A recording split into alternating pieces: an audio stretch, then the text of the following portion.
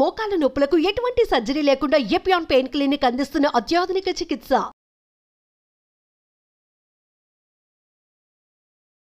నమస్తే, welcome to Suman TV.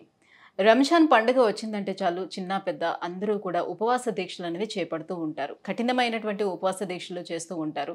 So morning నుంచి evening వరకు, అంటే సూర్యోదయం దగ్గర నుంచి సూర్యాస్తమయం వరకు కూడా ఉపవాస దీక్షలు చేస్తూ ఉంటారు. ఈవెన్ వాళ్ళు సలైవా కూడా మింగకూడదు అని చెప్తూ ఉంటారు. సో ఇంత కఠినమైన దీక్ష చేపట్టే వాళ్ళకి ఒకవేళ డయాబెటీస్ కనుక ఉన్నట్లయితే వాళ్ళు చేయొచ్చా, చేయకూడదా, ఈ దీక్షల టైంలోనే ఎటువంటి జాగ్రత్తలు తీసుకోవాల్సిన అవసరం ఉంటుంది?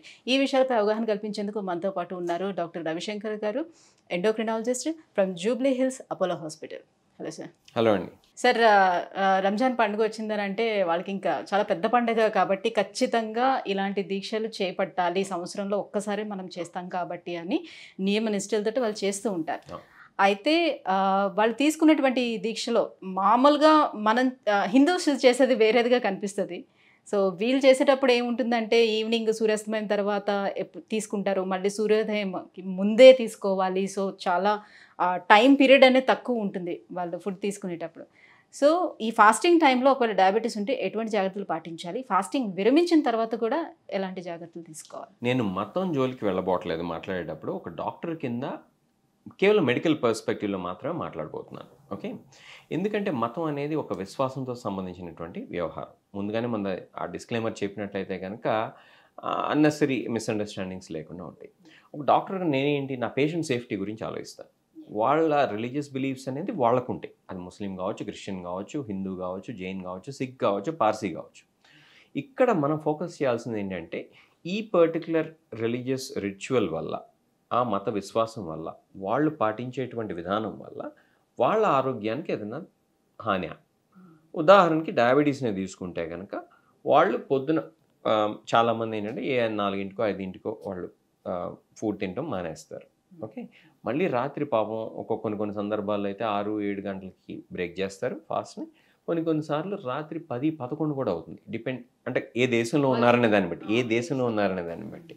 ఓకే, అలా అంటే ప్రొలాంగ్డ్ ఫాస్టింగ్ ఉంటుంది కొన్ని సందర్భాల్లో అని చెప్పడం నా ఉద్దేశం. అలానే వేరే రిలీజియన్స్ని తీసుకుంటే వాళ్ళు కూడా కొన్ని రకాలైనటువంటి రిలీజియస్ ప్రాక్టీసెస్లో ఈ ఉపవాసాలు చేస్తూ ఉంటారు. మనకి సర్వసాధారణంగా కనపడేది ఏంటంటే ఈ నెల రోజులు కాబట్టి రమదాన్ కావచ్చు, రంజాన్ కావచ్చు, ఎలా పిలిచినా సరే ఆ పవిత్ర మాసం ఏదైతే ఉందో ముస్లిమ్స్కి, ఆ మాసం అనేది మనకు ప్రస్ఫుటంగా తెలుస్తూ ఉంటాం. ఆ మాసంలో ఏంటంటే ఫాస్టింగ్ ఉంటుంది, ఫీస్టింగ్ కూడా ఉంటుంది. ఆ మాటకు వస్తే మోస్ట్ రిలీజియన్స్లో ఉంటుంది అది, ఫాస్టింగ్ అండ్ ఫీస్టింగ్ అని. ఫాస్టింగ్ అనేది ఏమో చాలా స్ట్రిక్ట్గా చేస్తారు. అది అయిపోయిన తర్వాత విందుగా కావచ్చు, లేకపోతే కొన్ని సాంప్రదాయాల్లో అయితే ప్రసాదాలు కావచ్చు, అంటే మతం బట్టి తీసుకుంటూ ఉంటారు. ఈ ఫీస్టింగ్లో ఏమవుతుంది, మనకు తెలియకుండా ఎక్కువ క్యాలరీస్ కన్జ్యూమ్ చేస్తూ ఉంటాం. ఆ రోజుకి నార్మల్గా కన్జ్యూమ్ చేసేటువంటి క్యాలరీస్ ఎన్ని ఉంటాయో దానికన్నా ఎక్కువగా కూడా కన్జ్యూమ్ చేస్తూ ఉంటాం తెలియకుండానే ఏ ఫీస్టింగ్ అప్పుడు. ఎస్పెషల్లీ కైండ్ ఆఫ్ ఫుడ్ తినేది కూడా చాలా క్యాలరీ డెన్స్ ఫుడ్ అనమాట. అది ఎంత తిన్నాం అనేది తీసి పక్కన పెడితే అందులో క్యాలరీస్ ఎక్కువగా ఉంటాయి. ముఖ్యంగా ఆయిల్స్ కనుక ఎక్కువగా ఉన్నట్లయితే, ఘీ కనుక ఎక్కువగా ఉన్నట్లయితే, అట్లానే ఫ్రూట్స్ ఎక్కువగా ఉన్నా కూడా క్యాలరీస్ ఎక్కువగానే ఉంటాయి. అరే ఫ్రూట్సే కదా అని చెప్పి ఎక్కువగా తినేసామనుకోండి, అది క్యాలరీ డెన్స్ అయిపోతుంది.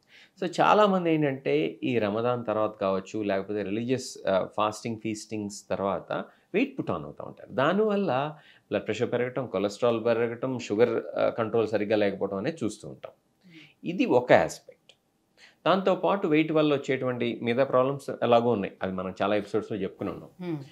ఇది ఫీస్టింగ్ వల్ల వచ్చేటువంటి ప్రాబ్లమ్స్. ఇది లాంగ్ రన్లో. షార్ట్ రన్లో చూసుకుంటే కనుక ఆ ఫీస్టింగ్ తర్వాత ఏంటంటే బ్లడ్ షుగర్ టప్ మంత్ స్పైక్ అవుతాయి, అంతే కదా.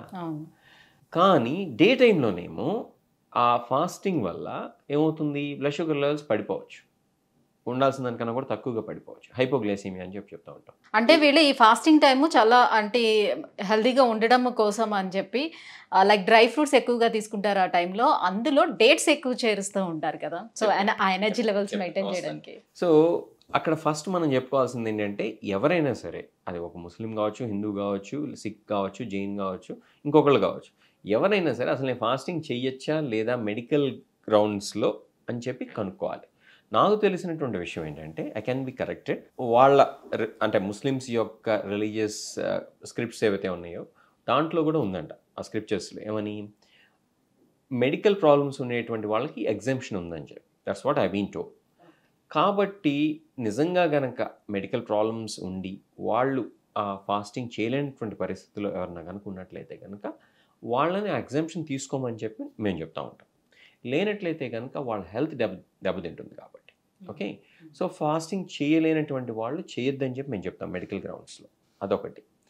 ఒకవేళ చెయ్యాలి అని చెప్పి కనుక వాళ్ళు కనుక ఇన్సిస్టెంట్గా ఉన్నట్లయితే కనుక దానికి సంబంధించినటువంటి మెడికల్ మెజర్స్ ఏవైతే ఉన్నాయో, అది మెడిసిన్స్ అడ్జస్ట్ చేయడం కావచ్చు, లేకపోతే డిహైడ్రేషన్ అవాయిడ్ చేయడం కావచ్చు, ఇట్లాంటి వాటిల్లో మేము కొన్ని సలహాలు ఇస్తాం. ఎగ్జాంపుల్ చెప్తున్నాను, మెట్ఫార్మిన్ అనేటువంటి ట్యాబ్లెట్ ఉంది. ఆ ట్యాబ్లెట్ అనేది ఇన్ జనరల్ సేఫ్, లో షుగర్ రిస్క్ కూడా చాలా తక్కువ, దాన్ని కంటిన్యూ చేసుకోవచ్చు అని చెప్పి చెప్తూ ఉంటాం. నెక్స్ట్ సల్ఫనల్ యూరియాస్ అని ఉంది. సల్ఫనల్ యూరియాస్లో కొన్ని రకాలైనటువంటి ఓల్డ్ జనరేషన్ సల్ఫనల్ యూరియాస్ సేఫ్ కాదు. న్యూయర్ జనరేషన్ ఆఫ్ సల్ఫనల్ యూరియాస్, గ్లైకోజైల్ లాంటి వాటికి లో షుగర్ రిస్క్ తక్కువ. అవి కూడా డోసెస్ అడ్జస్ట్ చేస్తూ ఉంటాం అనమాట. మార్నింగ్ అండ్ ఈవినింగ్ మాత్రమే పెడతాం, మధ్యాహ్నం తీసేయటం లాంటివి చేస్తూ ఉంటాం. థర్డ్ది SGLT2 ఇన్హిబిటర్స్ అనేటువంటి గ్రూప్ ఆఫ్ మెడికేషన్స్ ఉన్నాయి. అవి తీసుకుంటే డీహైడ్రేషన్ లాంటివి ఎక్కువ అవ్వచ్చు. అటువంటి వాటిని వాడద్దని చెప్పి చెప్తూ ఉంటాం. ఇది ఈ రమదాన్లో. నాలుగోది D4 ఇన్హిబిటర్స్ అనేటువంటి క్లాస్ ఆఫ్ మెడికేషన్స్ ఉన్నాయి. ఇవి సేఫెస్ట్ అనమాట, ఇది ఫాస్టింగ్ అప్పుడు కూడా. సో ఆ రమదాన్ పీరియడ్లో మనం D4 ఇన్హిబిటర్స్ని వాడుతూ ఉంటాం ఎక్కువగా. ఓకే, నెక్స్ట్ ఇన్సులిన్ విషయానికి వచ్చినట్లయితే కనుక ఇన్సులిన్ని మనం వీళ్ళనంత వరకు అడ్జస్ట్ చేస్తూ ఉంటాం. ఆ ఫాస్టింగ్, ఫీస్టింగ్, ఎప్పుడు బ్రేక్ చేస్తారు, వీటన్నిటిని పరిగణలోకి తీసుకుని మనం డోసెస్ అడ్జస్ట్ చేస్తూ ఉంటాం. బేసల్ బోలస్ ఇన్సులిన్ రెసిమ్ పెట్టుకుంటాం, అంటే 4 సార్లు ఇన్సులిన్ ఇవ్వటం. ఆ 4 సార్లు ఇన్సులిన్ పెట్టుకునేదాన్ని పొద్దున, సాయంత్రం మాత్రమే ఇవ్వటం, అంటే స్ప్లిట్ చేసుకుంటాం. 4 సార్లు ఇచ్చేటువంటి ఇన్సులిన్ కేవలం 2 సార్లు ఇవ్వటం, ఒక లాంగ్ యాక్టింగ్ ఇవ్వటం, అట్లా రకరకాలైనటువంటి ఇన్సులిన్ రెజిమ్స్ ఉన్నాయి. లేదా రోజుకి ఒకసారి ఇన్సులిన్ ఇవ్వటం, అది కూడా లాంగ్ యాక్టింగ్ ఇన్సులిన్ ఇవ్వటం. ఇట్లా ఆ వ్యక్తి యొక్క షుగర్ లెవెల్స్ ఎలా ఉంటున్నాయి, ఆ డ్యూరేషన్ ఆఫ్ ఫాస్టింగ్ ఎంతసేపు ఉండిపోతుంది, వీటన్నిటిని పరిగణలోకి తీసుకుని మాత్రమే చేస్తాం. అంటే ఫాస్టింగ్ టైంలోనే ఈ మెడిసిన్స్ అన్నీ కూడా చేంజెస్ అనేది చేస్తూ ఉంటారా? లేకపోతే ఇప్పుడు నేను ఆల్రెడీ మెంటల్గా ఫిక్స్ అయ్యాను, నెక్స్ట్ మంత్ నాకు రంజాన్ ఉంది, నేను చేయాలని అనుకుంటున్నప్పుడు, సో 1 మంత్ బిఫోరే తన షుగర్ లెవెల్స్ అన్ని కంట్రోల్లోకి తీసుకురావటం. మంచి ప్రశ్న అడిగారు. ఇది ఆన్సర్ చేయబోయే ముందు ఇంతకు ముందు ప్రశ్న క్లోజ్ చేస్తాను. అలానే GLP-1 రిసెప్టర్ ఎగోనిస్ట్ అని ఉన్నాయి. అవి మంచి మందులు, కానీ నాజియా, వామిటింగ్ కాజ్ చేస్తూ ఉంటాయి. కాబట్టి కొన్నిసార్లు అవి ఆపుతూ ఉంటాం. ఇట్లా రకరకాలైనటువంటి చేంజెస్ అయితే చేస్తూ ఉంటాం. ఇప్పుడు మీరు అడిగినటువంటి ప్రశ్న ఏంటి, అసలు మనం ఈ మెడికేషన్స్ని ఎప్పుడు ప్లాన్ చేసుకోవాలి, ఎలా అడ్జస్ట్ చేసుకోవాలని. కరెక్ట్గా రమదాన్ రేపు నుంచి అంటే ఇవాళ అడ్జస్ట్ చేస్తే డేంజరస్ అది.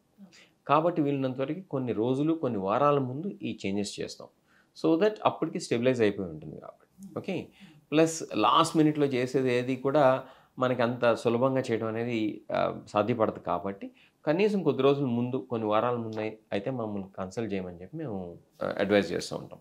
అలా చేసినట్లయితే ఏంటంటే మనకి ఆ అడ్జస్ట్మెంట్స్ చేయడం తేలిక, దానివల్ల వచ్చేటువంటి అప్ అండ్ డౌన్స్ ఏమైనా ఉంటే కూడా మనం ఈజీగా ట్యాకిల్ చేసుకోవచ్చు. Right, thank you so much sir. Ramzan టైంలో ఒకవేళ ఫాస్టింగ్ చేయాలనుకునే వాళ్ళు, డయాబెటీస్ వాళ్ళు ఎవరైతే ఉంటారో, ఫాస్టింగ్ చేయాలనుకుంటే ఎటువంటి జాగ్రత్తలు తీసుకోవాలి అండ్ మందుల విషయంలోనే మీరు ఏమేమి చేంజెస్ చేస్తారు, ఈ విషయాలపై అవగాహన కల్పించినందుకు థ్యాంక్ యూ. ప్లెజర్.